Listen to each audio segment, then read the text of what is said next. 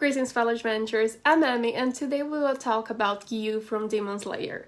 If you're like him and show some traits of inferiority complex, stick around because you may hear something relevant, or at least don't feel so lonely.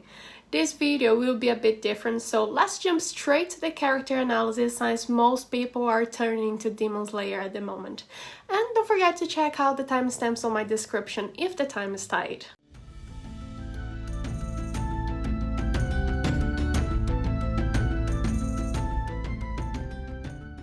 Giyu was the water hashira. He was strong, pretty amazing, and a man of not many words, which create that mysterious aura around him, which for many make things even more interesting. But on the last season of Demon Slayer, we saw a different man. Suddenly, we did not have a mysterious man who looked like have all his shit sorted, but on the second episode of season 8, we had a vulnerable man. Someone who lacks confidence and is actually blaming himself very deeply because he survived when not only his sister but also Sabito died protecting him. Thoughts as, how can I be alive when they are dead, or Sabito was more worth it than me, I should have been killed in his place, were constantly crossing his mind. Looking at the mirror every day was just a reminder of this struggle and pain he was always carrying. But is this really right? How much of these thoughts were grief and how much of these thoughts were some kind of inferiority complex? Well, let's analyze this next. It's hard to measure how long people should live their grief.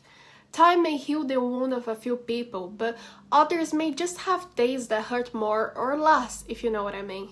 Despite the pain, if after a good time passes, we are still locked in some kind of negative mindset, that likely means we got a trauma. And the trauma Giyu was carrying led him to develop an inferiority complex. And for context, as the name suggests, that's when we constantly feel inferior. It's a persistent feeling of low self-worth and always kind of feeling like you don't belong.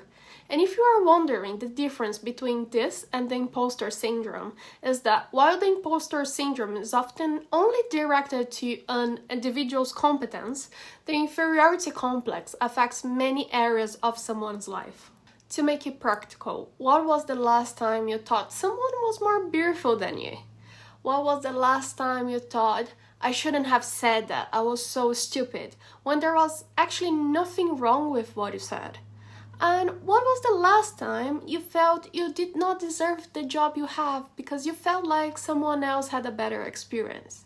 Or what was the last time you felt jealous of your partner because you were feeling insecure when comparing yourself to other people? I think inferiority complex is a pretty bad thing to have, and you know why? Because when we grow up, we see that life has an amazing ability to put us down. However, if you have an inferiority complex, you don't only have life putting you down, but also yourself.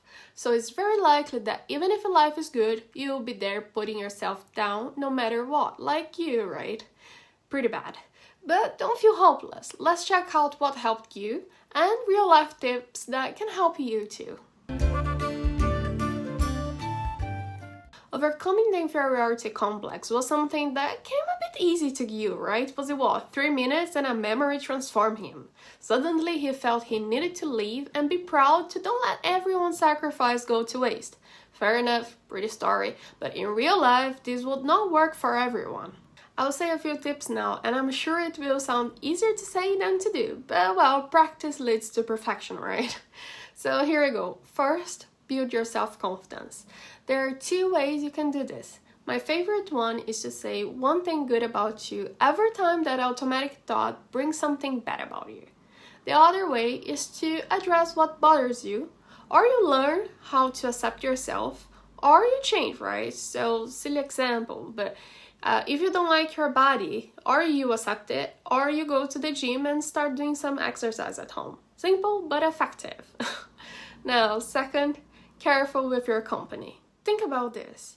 You already are an expert to put yourself down. Why do you need more people to do the service for you? Stay away from everyone who's constantly pointing everything that's wrong about you, and stay close to who see the best in you. It's actually awful, but often the first person that comes to someone's mind when we talk about someone who's constantly pointing out your bad side is their partner. That's when we see that overcoming inferiority complex may not be as simple as it sounds, right? Third, stop worrying about what others think. Let me tell you something. I was reading a post of a guy who was really important, like a director or something, and even him suffering from imposter syndrome. I know it does not look like it, I know people fake it too well, but everyone has their own insecurities. Always try to force yourself to remember everything well you did in the past. These are facts you can count on. Next, challenge yourself. I would strongly advise to keep some kind of diary. Every time you have some kind of bad talk to yourself, every time you do that little self-sabotage, every time you think you're not good enough, write down everything you're thinking and feeling. When you calm down, try to rewrite that with a more positive view about yourself. If you wrote, "I'll never learn this," try to write, "I am insecure, but I will definitely do my best to learn it, and I will start by," and create your plan. I know these tips may sound simple, but we need to train your brain. Take these steps as your own hashira training, and I trust that one day you'll get there. Now guys, before we conclude, I want to know which part of your life your inferiority complex hits you harder. In your relationships, at work, family, in everything.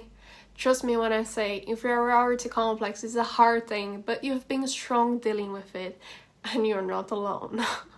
Well, that's it for today's video. If you heard something relevant, please support the channel with your like and subscribe. If you think this video can help someone else, please share.